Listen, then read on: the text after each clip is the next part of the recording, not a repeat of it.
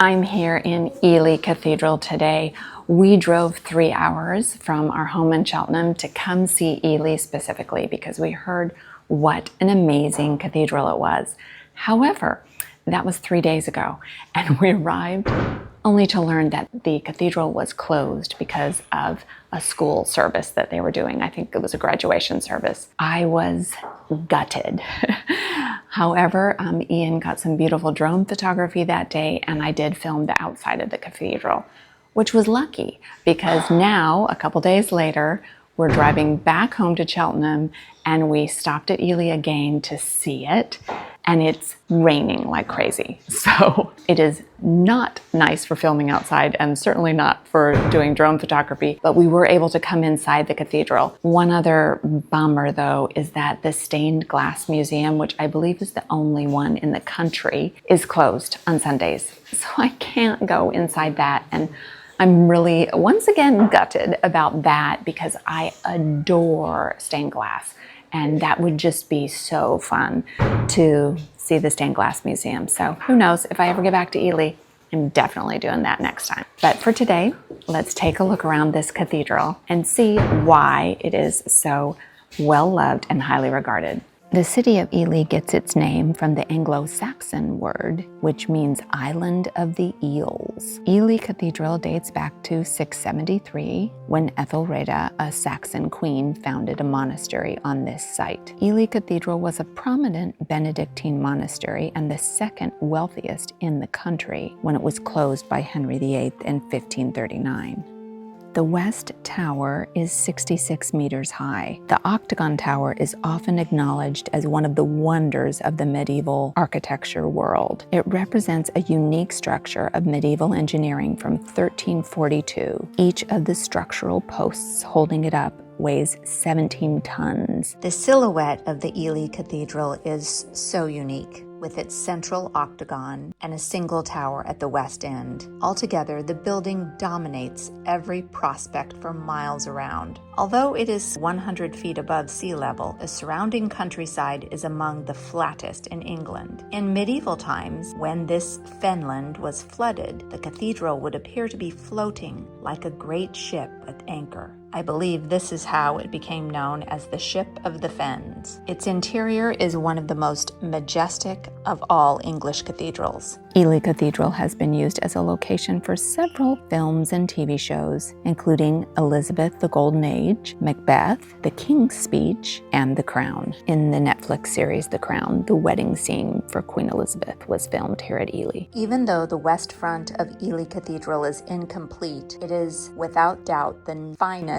of the Norman facades among English cathedrals. It is also the most unusual. Ely had a second pair of transepts at the west end and a single west tower rising between them, providing a terminal feature for the nave. The original front at Ely, most of which belonged to the late Norman period and the years immediately following, underwent later modification in 3 phases. In the 13th century, a large 2-story Galilee porch was added in the front of the tower. In the 14th century, the tower was completed by the addition of an ingenious octagon flanked by 4 tall octagonal turrets. Until 1801, this tower carried a lofty, lead-covered wooden spire. Even though the spire was never replaced, what remains of this tower is still imposing and impressive. It's so interesting to look at all the arches in this cathedral. The Gothic arches, the Norman arches, the immense decoration within them. When a building is this old, it's so interesting to see kind of its past lives. It's gone through so many renovations and expansions and restorations, and sometimes there's just kind of broken fragments of a prior version of itself that you can see as the onion is peeled back. Just looking on this facade of the cathedral alone, you can see so many niches where statues once stood that have been stripped bare and left empty. You enter the cathedral through the Galilee porch, and it is built in the early English Gothic style. It is a voluminous and impressive porch which kind of sets the stage for the cathedral you're going to see inside. We also were very impressed with the magnificent doors that lead you into the cathedral.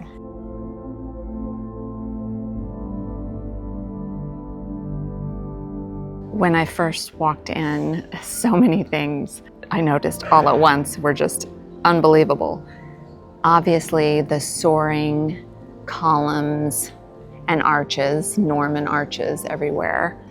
I also noticed the really unusually colorful floor, and then the ceiling, just stunning. Very unusual, unique. The side aisles also full of Norman arches. The nave is one of the longest in England.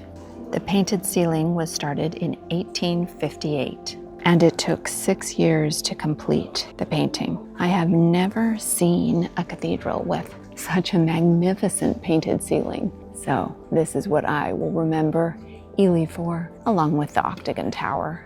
Well, and maybe a few other things. It's really quite a special place. The painted ceiling shows stories and characters from the Bible, starting with Adam and Eve and ending with Jesus Christ in majesty. This tower is one of the medieval wonders of the world, an architectural marvel. This central part of the cathedral is where the monks would pray, which is why the decoration is so spectacular and symbolic. These carvings around the inside of the octagon tower tell the story of St. Etheldreda. St. Etheldreda married King of Northumbria and was given the Isle of Ely as a wedding present. After 12 years of marriage, that marriage ended. I believe it was annulled, and she became a nun. She founded a monastery in Ely. She became the first abbess. Many miraculous stories of healing took place at her tomb, so it became a very popular place of pilgrimage. The southwest transept has the most over-the-top abundance of blind arcading that I've ever seen. The many variations in the form and scale of the arcades, to say nothing of the variety of the decorative enrichments, captivates the eye wherever you look. The southwest transept contains some of the finest Romanesque and transitional work in England. These Norman arches are incredible. It's also where the Stained Glass Museum is, that unfortunately I can't visit today because it's closed. It's also where this beautiful and unusual font is located. Here in the West Tower is a magnificent painted ceiling that thankfully Oliver Cromwell and his friends couldn't get their hands on to destroy. While the cloisters no longer remain from this beautiful cathedral, there are 2 doorways that do remain, which opened onto the cloisters, and they are magnificent. This is the monk's door, a bit truncated, it appears. It has magnificent stonework, very interesting.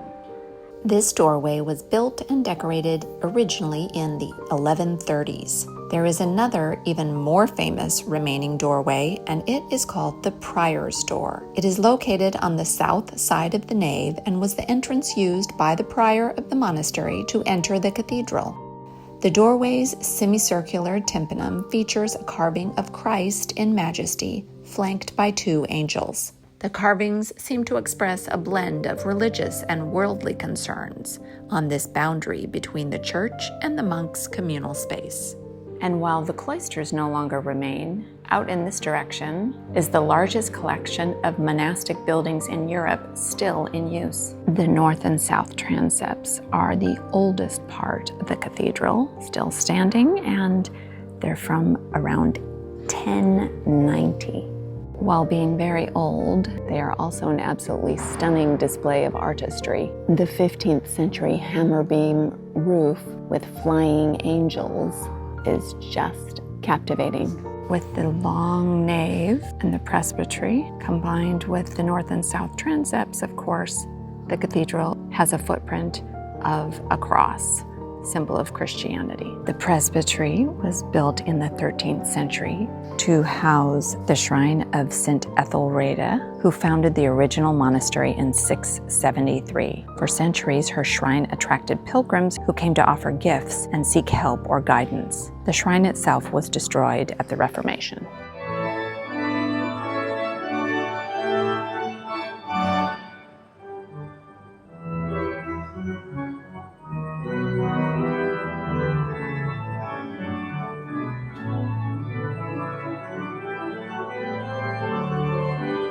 The choir here at Ely is another one of my favorite things about the cathedral. The dark wood carving is so masterfully done, and this choir is famous for its misericords, which I think are mostly from the 14th and 19th century. Misericords are these carved seats. It's actually the bottom of the seat when the seat is flipped up that you can see. But unfortunately, right now you can't see very many of them because the choir seats are all in the down position.